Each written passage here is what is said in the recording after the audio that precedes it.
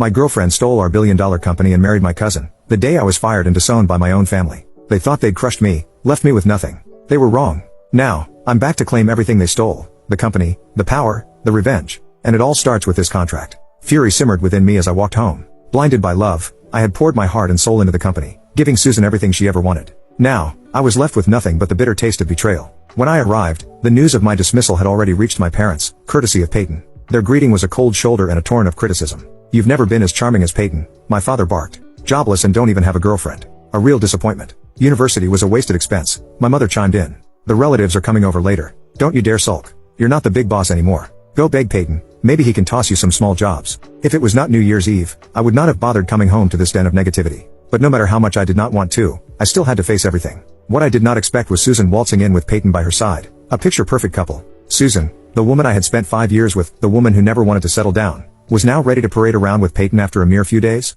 It was baffling. I sat on the sofa, forcing a smile as I greeted them. Peyton's mom could not stop smiling as she introduced Susan to everyone. "Susan is the owner of a big company. You should call her Madam President now. A very capable woman, isn't she?" Susan blushed coyly, the picture of elegance. But I knew better. Peyton's mother, sweet on the surface, was a controlling freak, and Peyton, a mama's boy to the core. No one dared speak the truth. If Susan really married into their family, she would surely suffer. My mother, eager to curry favor, piled on the praise. "Madam President, what an honor. No wonder everyone says Peyton's so lucky. Snagging a CEO for a girlfriend, how talented." "No need for that, Auntie. How is my cousin doing lately?" Peyton directed the attention to me. Before I could answer, my dad glared at me angrily and scoffed. "Don't even mention it. Your cousin is almost 30 and still got fired. I feel ashamed just talking about it." "Oh, really?" Peyton demurred, a touch of malice flickering in his eyes. "Perhaps Charlie could come work for our company. Susan is a kind soul. I'm sure she wouldn't mind taking him in." My mother beamed at him, her gaze darting towards me with thinly veiled disgust. "Such a wonderful opportunity, Charlie. Thank your brother. You're a grown man, yet nowhere near as accomplished as Peyton."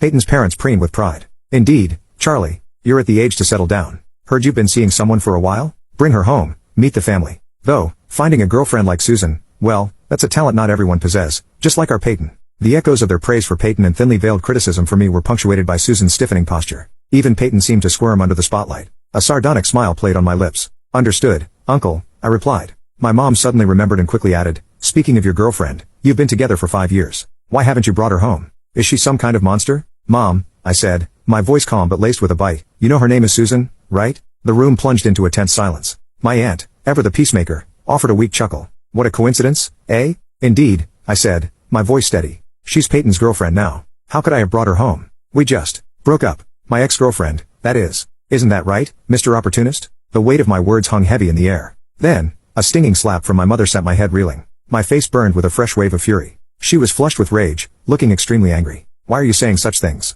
You just can't stand seeing your brother do well. If you have any respect for this family, apologize to him right now." Peyton, feigning concern, placed a hand on her shoulder. "Auntie, there's no need to get upset. I'm sure Charlie didn't mean it." I snorted coldly and pushed my mother aside. "From now on, Peyton can be your son. Let's see if he can take care of you." Before she could respond, I stormed out of the house, slamming the door behind me. 20 years of putting up with them had finally reached its breaking point. I was done. Back in the comfort of my own apartment, a notification chimed on my phone. It was the client I had secured a contract with before I was fired. Being laid off, of course I could not continue working with them. However, I felt a responsibility to explain the situation, so I did just that. To my surprise, the client chose to stick with me, their business going forward with me at the helm. Meanwhile, news of my dismissal had already been spread by Susan. Contrary to what she had expected, many companies of similar types reached out to me. Morgan Thompson Group may have been my creation, but my reputation as an industry leader remained. Susan, on the other hand, she had spent years coasting on my achievements, cultivating an image. Without my technical know-how, what value did she truly bring? Over the years, I had rejected lucrative offers to stay at Morgan Thompson Group, for Susan and for the future we envisioned. Now, cast aside, I was free to pursue my ambitions. I landed at a prestigious company I had coveted even before starting my venture with Susan. They offered double the salary and a vice president position. A dream came true. Shortly after joining, I secured a major deal, stealing the spotlight once again. Back at Morgan Thompson Group, however, cracks were beginning to show. That core project they were so desperate to finish? Without my expertise and the supporting knowledge, it was a ticking time bomb. Ironically, my new company had a collaboration with Morgan Thompson Group. As the person in charge, it fell on me to finalize the contract. A visit to my old stomping grounds. Enter Layla Harrison, the new employee handling the interface. Unaware of the simmering animosity, she knew me only as Mr. Morgan, a title devoid of the past baggage. As I approached the front desk, a familiar face greeted me with a sneer. It was the woman who used to work at the receptionist, her arrogance mirroring Susan's. "What are you doing here?" she scoffed. "Morgan Thompson Group has no use for you anymore." Riding someone else's coattails, I could understand her disdain. Before I could retort, a love-struck Susan and Peyton appeared, hand in hand, presumably here for the collaborating company's representative. Seeing me, Peyton's face crumpled in disgust.